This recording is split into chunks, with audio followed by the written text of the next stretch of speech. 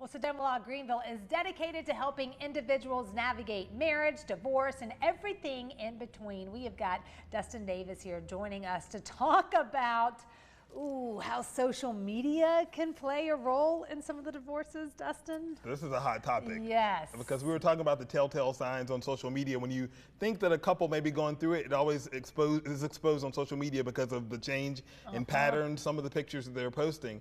But let's start about what are some of the riskiest things that you could post on social media that could maybe put you in a bad situation? Yeah, well, social media is such a big part of our lives now. People, what they used to put in their diary, they now tell the world every day.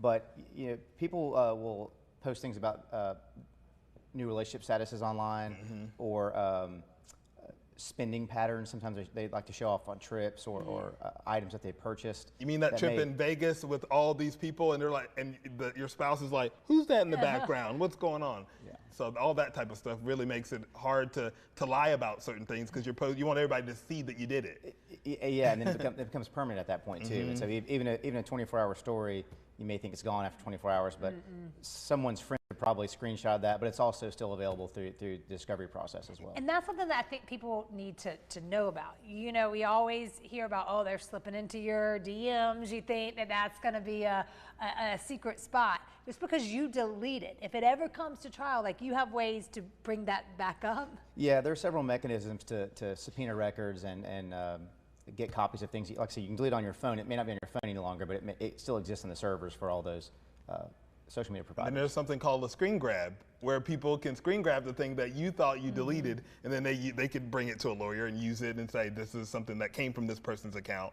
And so then you can bring that into the argument, and it gets a little iffy. You'd be surprised that spouses' friends are usually the screenshotting things. Detectives. They're the best detectives that you can have. And why would that play a role? Let's say, you send, I'm sending, messages to Jamarcus and something happens. Like, how could that go against me or go against? Well, I think most people think of it in the infidelity case. You're talking to a paramour online. That's what most people think about. But it could be talking about a trip you're going on, or talking about a bank account or spending that the other spouse doesn't know about. And it's not necessarily just in marriage too. It can be in custody cases where you're talking about child support and what someone's income is. Does that match up with their lifestyle? And does that match up with what they're posting on social media? I never even thought about that. You're like, oh, I can't pay that spousal support. And you're like, well, you just went to Vegas, Milan. New shoes and, Then it looks like you can afford to pay this. So it's very common. Interesting. Huh. Yes. Wow. So these are all things that we've never thought about, but the Sodoma Law team thinks about it often, because you're often helping your clients work through that.